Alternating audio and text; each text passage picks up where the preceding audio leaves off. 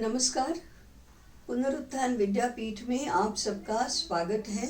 मैं इंदुमती काटदरे। आइए गुरुकुल शुरू करें। राष्ट्रीय जीवन दर्शन के मूल सूत्रों में से पहला सूत्र है, हम सब एक हैं। इसकी अनुभूति करना, इस बात का स्वीकार करना। हम सब का अर्थ है न केवल भारत देश के, परंतु विश्व के सभी देशों के, सभी दिशाओं के मानव एक ही हैं। इसलिए पूर्ण मानव जाति को एक मानना, ये पहला सूत्र है।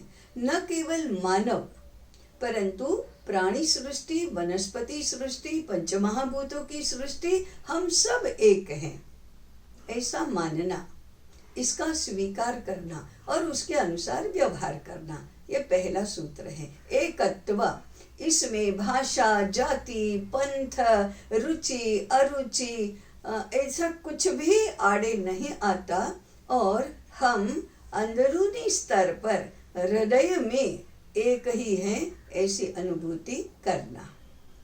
दूसरा है, इसी से निकला हुआ, अगर हम सब एक हैं तो हमारे और आपके बीच में, हमारे और सबके बीच में एकत्व के आधार पर आत्मीयता का संबंध है। आत्मीयता का संबंध ही प्रेम का संबंध है।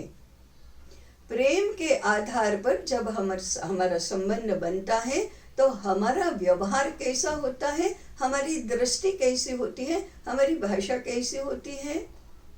तो मैं विश्व के लिए, विश्व मेरे लिए नहीं, ये प्रेम के आधार पर बने संबंधों का मूल सूत्र है। विश्व मेरे लिए तो मैं स्वकेंद्रित हूँ, स्वार्थी हूँ, और ऐसी धारणा से या ऐसी मान्यता से और उसी के अनुसार जब व्यवहार होगा तो वह तो संघर्ष का होगा, वह तो परायेपन का होगा, उसी में से हिंसा जन्मेगी और हिंसा हमको नाश की ओर ले जाएगी।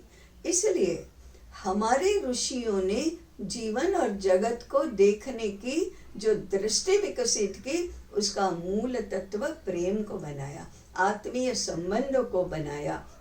ये आत्मीय संबंध हमारे कितने ही वाक्यों में, कितने ही सूत्रों में, कितने ही नीति वचनों में परिलक्षित होता है, बताया गया है। क्या बताते हैं? हमारा एक बृहद वाक्य, हमारा एक मूल श्लोक है, ये सूत्र बताने वाला। हम हमेशा कहते हैं, सर्वे भवन्तु सुखिनः, सर्वे सन्तु निरामयाः, सर्वे भद्राणि पश्यन्तु, माँ कश्चित् दुःख भाग् भवेत्। अर्थात सब सुखी बने। सर्वे भवन्तु सुखिनः, सब सुखी बने। सर्वे सन्तु निरामयाः, सब आरोग्य प्राप्त करें। सर्वे भद्राणि पश्यन्तु, सबका कल्याण हो। माँ कश्चित् दुःख भाग् भवेत्, किसी को भी दुख का अनुभव ना हो, दुख सहना न पड़े। अब ये सब कौन है? सब में हम ये नहीं कहते कि केवल मनुष्य ही सुखी हो, नहीं। मनुष्य और मनुष्य के अलावा जितने भी इस परमात्मा के आविर्भाव हैं, सब सुखी हो। हम केवल ये नहीं कहते कि भारतीय ही सुखी हो, नहीं, भारतीय नहीं, विश्व के मानव जाति सुखी हो। हम केवल ये नहीं कहते कि हिंदवः भवन्तु सुखिनः, हिंदू सुखी हो, नहीं, हिंदू अहिंदू जितने भी लोग हैं, सब सुखी हो।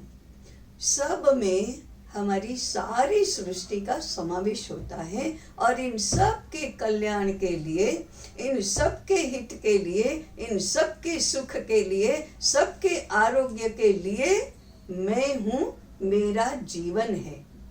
ये मूलभूत दृष्टि भारतीय राष्ट्रीय जीवन दृष्टि है। इसी से बाकी सब निःश्रुत होता है। हमारे परस्पर व्यवहार में अब प्रतिष्ठा किन जीवन मूल्यों की होती है? त्याग की होती है, संयम की होती है, सेवा की होती है, साधना की होती है, तपश्चर्या की होती है। इन सब को हमने सामाजिक जीवन में प्रतिष्ठा का स्थान दिया है। वैभव को, भौतिक वैभव को नहीं दिया, धन को नहीं दिया, सत्ता को नहीं दिया। इसका अर्थ ये नहीं है कि सत्ता होनी नहीं चाहिए, धन होना नहीं चाहिए, वैभव होना नहीं चाहिए, ऐसा नहीं है। परम वैभव प्राप्त करना, बहुत समृद्ध होना, भौतिक समृद्धि भी बहुत होना, ये हमने आवश्यक माना है। सब कुछ हमारे पास होना, सत्ता भी होना, चक्रवर्ती सम्राट हमारे यहाँ हुए ही हैं।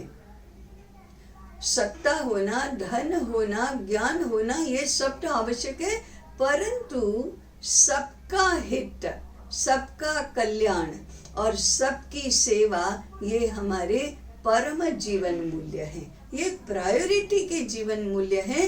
तुलनात्मक दृष्टि से महत्ता किसकी होगी? त्याग की होगी, भोग की नहीं। सेवा करने की होगी, सेवा लेने की नहीं। सत्ता छोड़ने की होगी, सत्ता हथियाने के लिए, कुछ भी करने के लिए समर्थ होना, इसकी नहीं। इस मूल दृष्टि के आधार पर जब सारी व्यवस्थाएं विकसित होती हैं तो उसका स्वरूप ही बदल जाता है। ये बदला हुआ स्वरूप आज आवश्यक है, आज समझने की आवश्यकता है।